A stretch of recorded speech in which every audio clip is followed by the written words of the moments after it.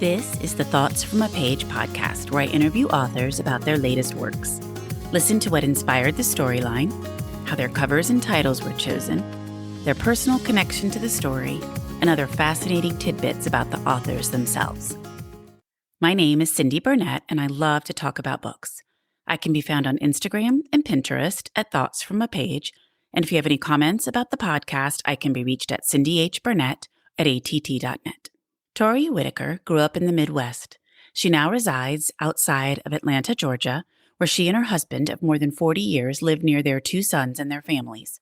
Tori belongs to the Historical Novel Society, and her feature article, Multi-Period Novels, The Keys to Weaving Together Two Stories from Different Time Periods, appeared in the Historical Novels Review. Tori graduated from Indiana University and is Chief Marketing Officer for a national law firm. She's also an alum of the Yale Writers' Workshop. Millicent Glenn's Last Wish is her first novel. Thank you for listening, and I really hope you enjoy the show. Welcome, Tori. How are you today? Well, hi, Cindy. I'm great. Thank you. I'm so glad you're here to join me to talk about Millicent Glenn's Last Wish. I really enjoyed your book. Oh, well, thank you. I am thrilled to be here. I love your podcast. I listen all the time, and I think you do some really good author interviews, so I'm excited to be one. Well, I appreciate that. Thank you. Well, why don't we begin with you telling me a little bit about the book? Millicent Glenn's Last Wish is a dual timeline story, and when it opens in the modern day in Cincinnati, where I was born, Millicent is 90 years old, and she's almost coming to her 91st birthday. And she's pretty spry for her age, but all of a sudden her 60-some-year-old daughter shows up unannounced, and her daughter Jane has been living out of state for 20 years. So it comes as quite a surprise. And they haven't gotten along all that well, actually, for many years. But Millicent is very glad that she's there. She loves her.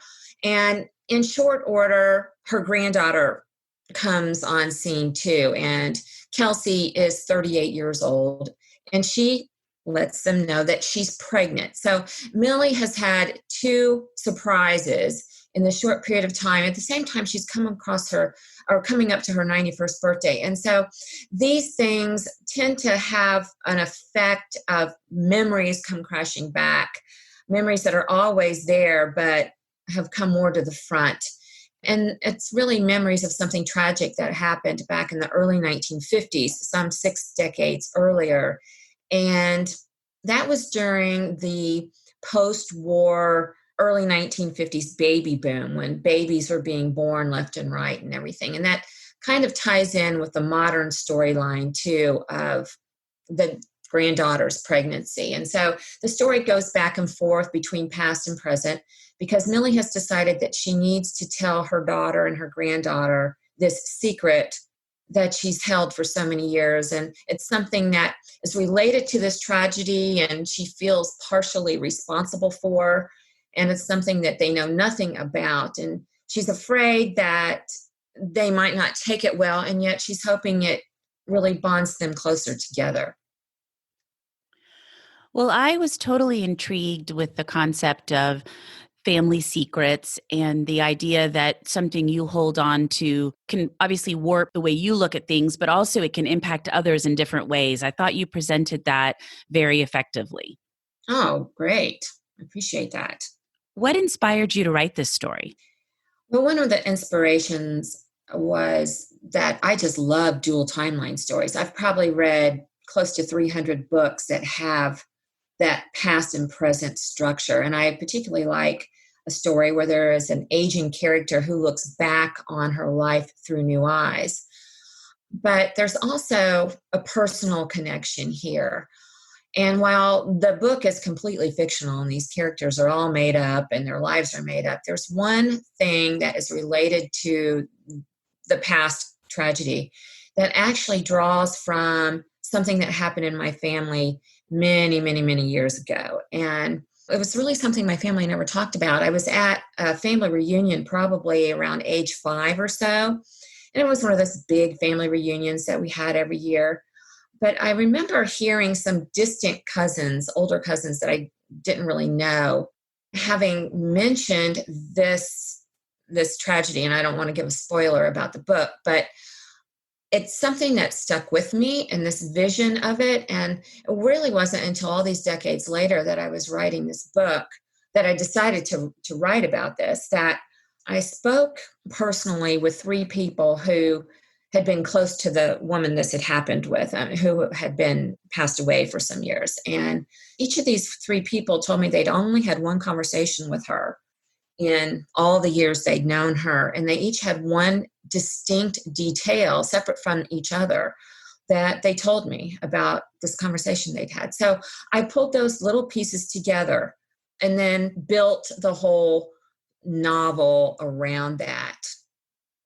Well, I was surprised, and again, I don't want to give any spoilers either, when I got to your author's note to realize that that portion was something that had actually happened to somebody. So sad. Yes, it is sad. And I think one of the things that I tried to do, I guess, in presenting it was that it was very much something of its time and its place, of the era, that in some ways it was about a woman who didn't have control. What happened to her was something that was out of her power. So as we look at it from a historical perspective, I think it makes it interesting. One of the things I also tried to do was, because that a tragedy is a difficult part of any book that you read, I think I was cognizant of trying to say, okay, this story is going to take us down, down, down to sort of a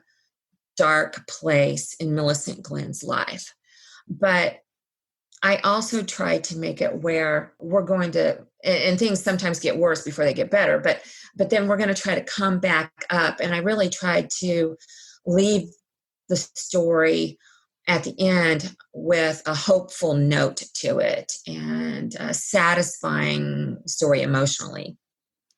Oh, and you definitely did. The other thing I thought was interesting was thinking about the 1950s. And as we live in 2020 and everyone shares everything, it's sort of hard to remember that back then people didn't talk about a lot of these things and that women didn't have a lot of rights. Like when Millicent goes to the bank and she wants to open a savings account and she can't even do that without her husband's approval. And same with like speaking to the doctor, everything has to be approved by a man. And it's hard to comprehend that. And I felt like you did a great job of putting that in the forefront of the story to remind the reader that times were very different then.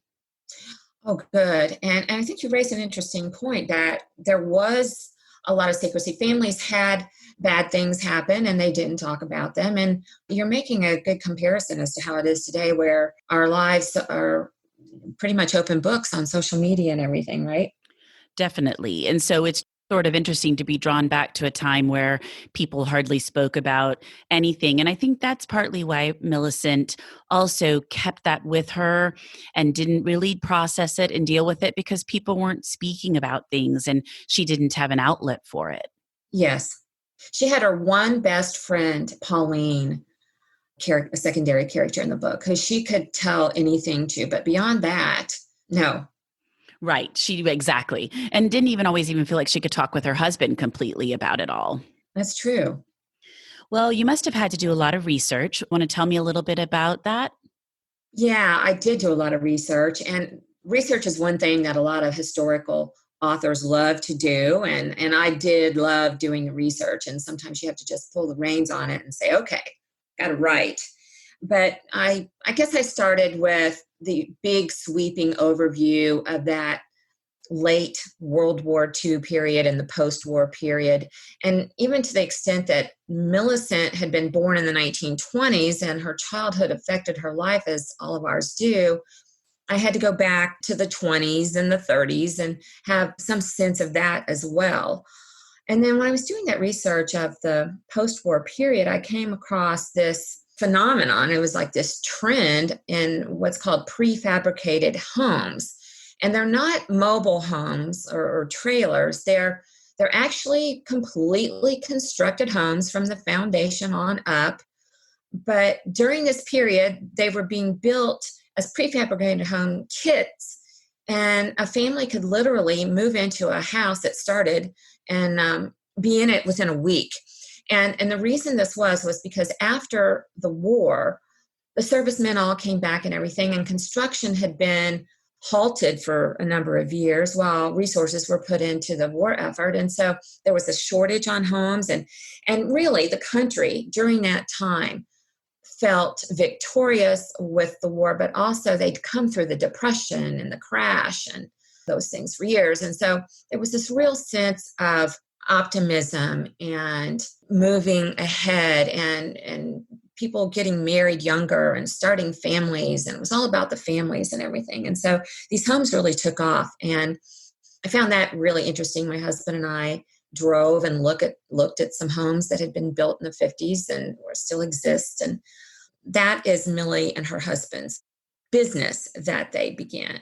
So there was that. And then, of course, I had to look at what women underwent. You've already touched on that some. And so I read oral histories and written histories by women of things they said themselves. And one of the things that came out of that, I would say as a big trend, was how some women felt confined.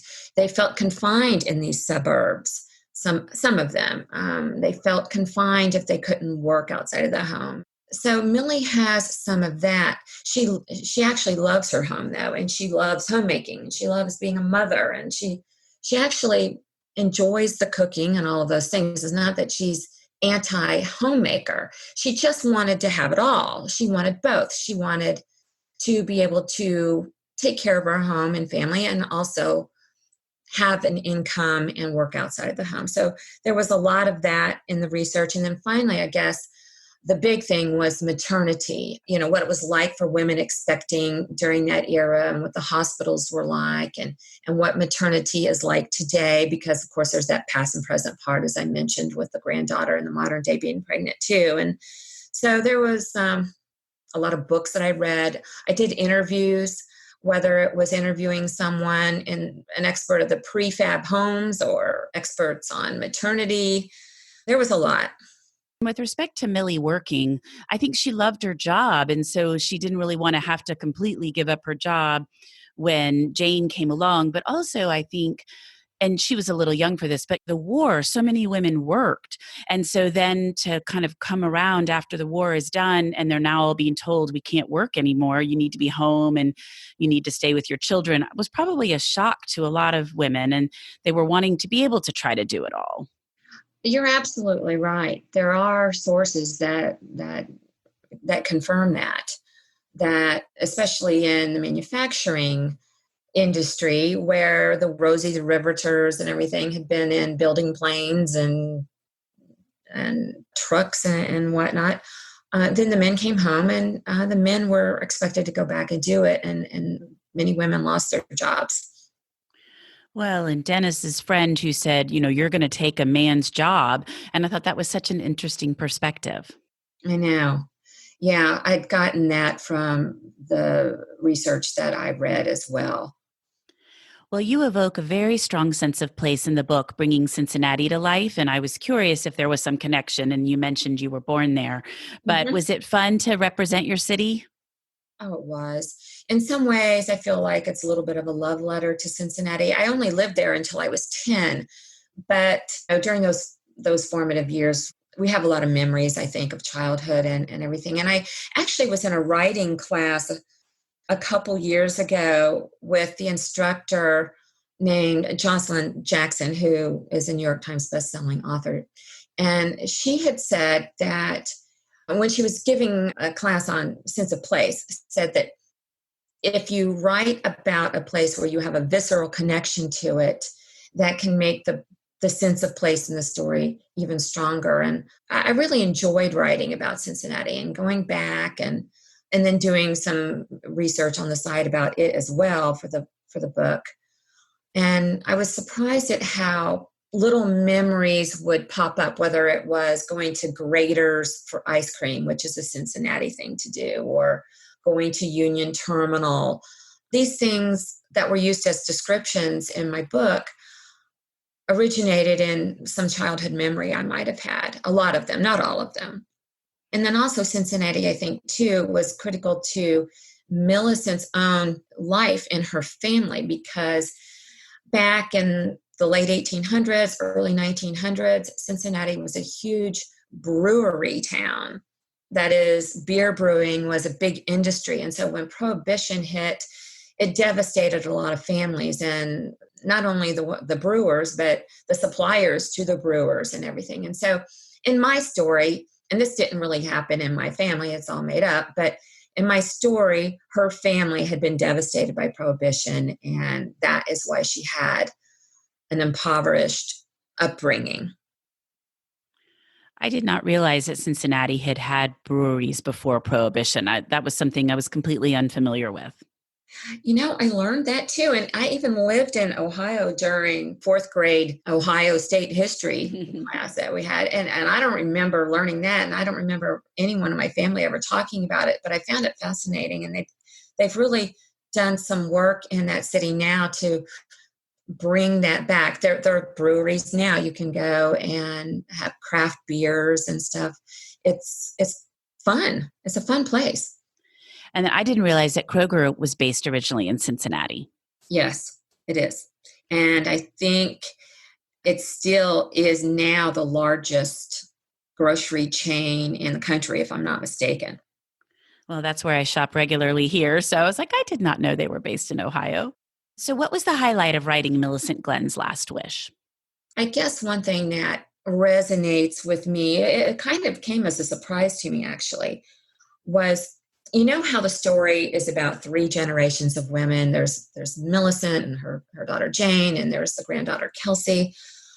But it really wasn't until I already had it completely done, in fact, had edited it with my editor at the publishing house and everything, where I realized, I sat back and I thought, it's actually on some level about five generations of women. And that's because Millie, and I use the name interchangeably, Millicent. Her mother appears in the book at the beginning, and then there's a couple flashbacks of her with her mother too, back to childhood. So there's her mother, and then there's her and her daughter and her granddaughter, and then ultimately the baby that's coming along with Kelsey. And that's five generations. And it really came from my heart, I guess, because one of the things is I'm from a 5-generation family. When I was born in Cincinnati, I was the 5th generation, and we had a professional photographer take our picture and everything. And I'm a baby sitting on the lap of my great great grandmother. There's my father and my grandfather, my great grandfather, and her. And then interestingly, and this is really rare, I mean, the picture actually got in the newspaper. And then when I became a grandmother some years ago, we had a 5-generation family again, and it's just really unusual. So at this point, though, when we got our picture taken, I was the grandma, so I was sort of the one in the center generation. And so the whole generational thing is almost in my DNA. And yet I didn't realize that there were 5 generations represented in this book. They didn't all live together. They weren't all alive at the same time in this story. But there are 5 generations referenced. I would definitely think that 5 generations would be very uncommon. That is not something you see very much. I know. And a couple of people in my family before I was born got married young, and that probably helped, or maybe longevity helped. I don't know. I'm personally now the eldest of the generations, though. We don't have 5 generations at this time anymore. But we did when my grandchildren were born. Well, I do think people married younger, and so it would be easier to have more generations. But then a lot of times they didn't live as long. So you're right. I think it's a combination of the longevity of life and then also marrying younger. Mm-hmm. Yeah, probably. So how long did it take you to write this book? It took me about 4.5 years, I guess. And that's also working full time. I work at a law firm in a marketing capacity, and I've been with this firm for more than 20 years. And so my writing schedule is on evenings or on weekends or staycation. I take my vacation time, and a lot of it is used for writing. I can take, say, a week off from work and have 2 weekends banking it, on one on the front end, one on the back end. And that gives me 9 days where I get into a zone. And Cindy, I literally write for 10 to 14 hours every single day. And I don't leave the house, but to maybe go for a walk in the morning and eat. And that's where I get the bulk of, say, if I'm drafting a lot of chapters, I get the bulk of it done then. Or if I'm editing, I get the bulk of it done in times like that, or 3-day weekends here and there. That's amazing, because that's a long time to sit and just continue to write for 12 hours. It is. It kind of amazes me that I can do it too, but I get so in this zone that literally it can be 12 o'clock at night or 1 o'clock in the morning, and I can feel like I just want to keep writing. I want to keep going and going, but my eyes just have to close. Oh, yeah, sure. You reach your limit where you're like, okay, I've got to go to bed, and then tomorrow wake up and keep going. Mm-hmm. That's right. And then I get up at 5:30 or 6 the next morning and go again. Was there anything about the publishing journey that surprised you? I'm one of these authors who, over the years, I started writing when my kids left the nest, and in my free time again. And I'm one of those writers who has 2 books that I wrote before this one that got published. So I've been working at this for a long time. But what has surprised me is, and very pleasantly so, is how warm and welcoming and supportive the writing community is. Whether it's people like you who support authors, or it's the bookstores, and it's the other writers who've come before me, other authors who share their inspiration, and the writing conferences I've attended. I mean, I've just been blown away at the immense support of the whole writing community and the readers community. I hear that all the time from authors. And I think that's one of the things that I like so much about the industry, is that it is such a welcoming group of people. Just as you were saying, the readers, the writers, even, a lot of the publicists. It's just a very inclusive group and supportive. Everybody's trying to build everybody up, it's a nice thing to be a part of. Yes, I love it. Do you have any advice for aspiring authors? Yeah, one of the things that I found that really helped me with this book that I hadn't done with the first 2. And this again goes back to the class I took with Jocelyn Jackson. She told us when the class was almost over, she said, if you get nothing else out of this class, meet up with some of the people that are your classmates now and form a critique group.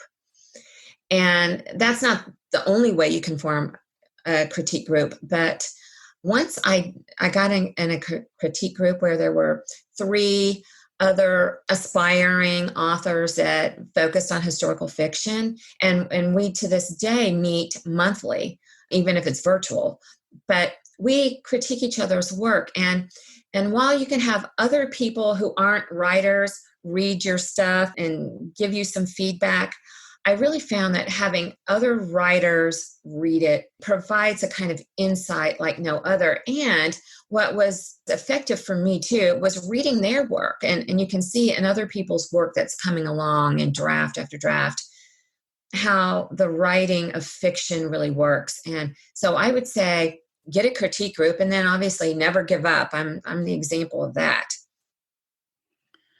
I do think the never give up is also a very good piece of advice, that you just need to keep writing and keep trying till that particular book resonates with someone.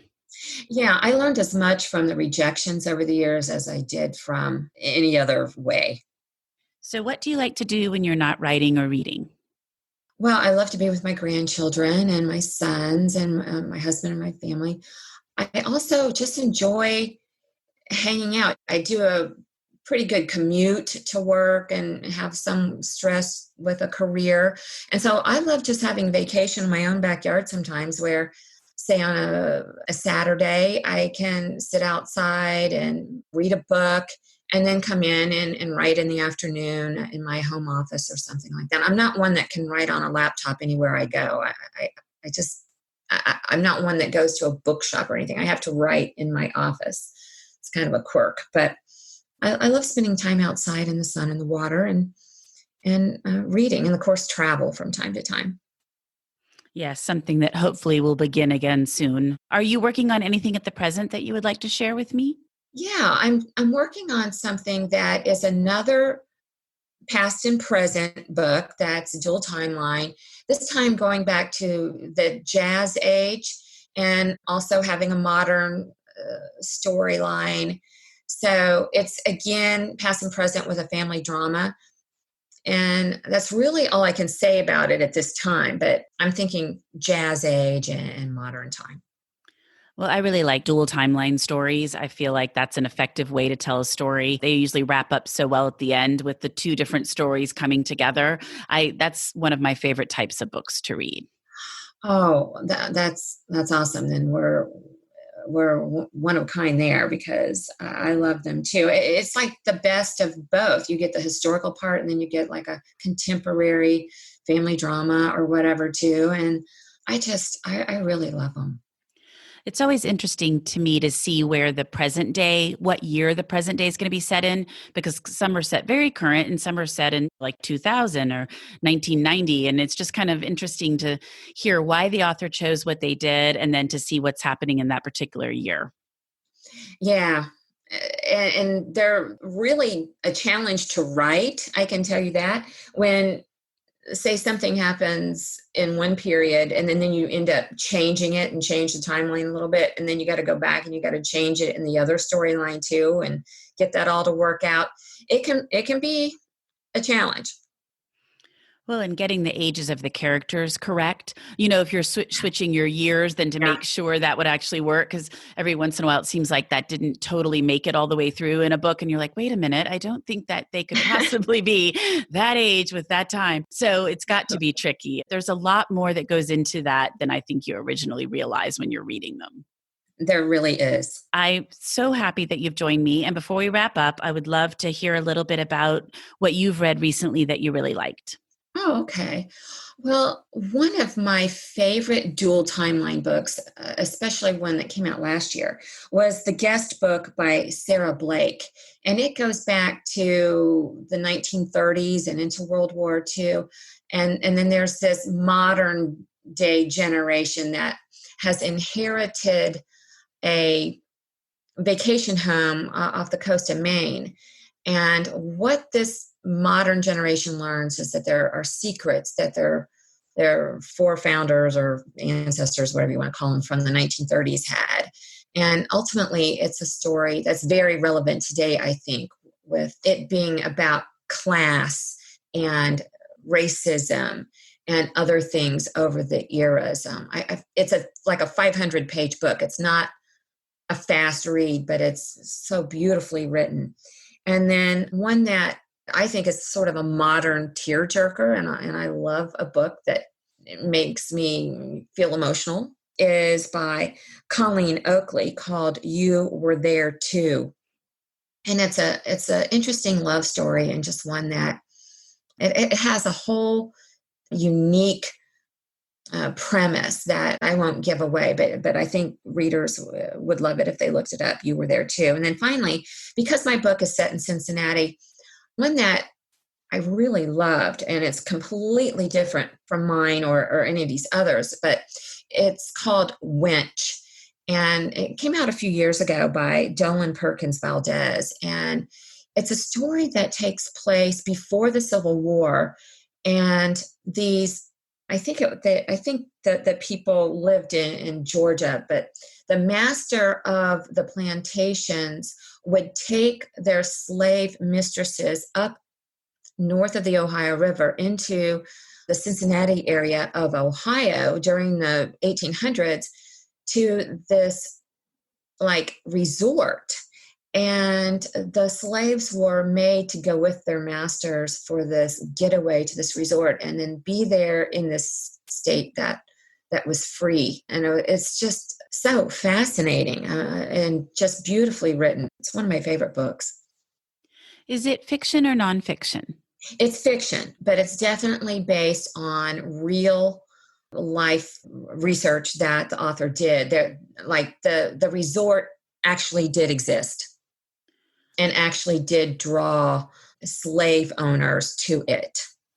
I'm going to have to look that one up. I'm not familiar with it at all. And I really liked Sarah Blake's book, and definitely social commentary that is very relevant now. Yeah, for sure. And you might remember The Postmistress that she wrote some years ago too. I love all of her books. I like her books too. I think she's a beautiful writer. Yes, really lovely. I saw her on Book Tour with this one.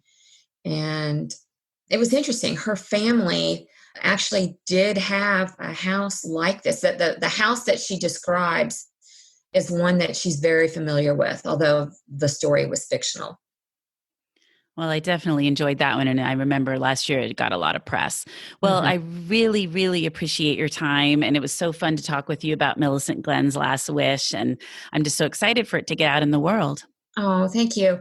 I have really enjoyed talking with you too. I can see we like a lot of the same things.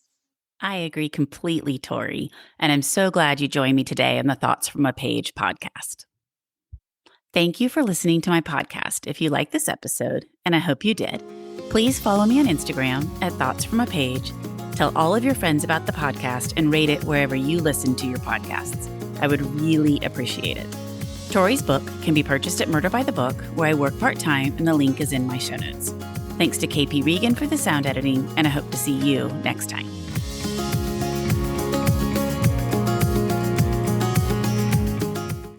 Hi there, I'm Heather Drago. And I'm Sarah Saunders. We host the podcast, That's a Hard No, about saying no and setting boundaries. So you can become that true and empowered you that this world needs. Saying no isn't just okay. It's the key to living an authentic, fulfilling life. I'm a licensed professional clinical counselor, so while this podcast is in no way a replacement for one-on-one therapy, I suppose I know what I'm talking about. I'd say so. We talk about learning to say no and set healthy boundaries and how it impacts mental health, physical health, relationships, parenthood, and more. Subscribe wherever you get your podcasts and visit our website, hardnopodcast.com. We're here to help you find your no and say it unapologetically. That's a hard no.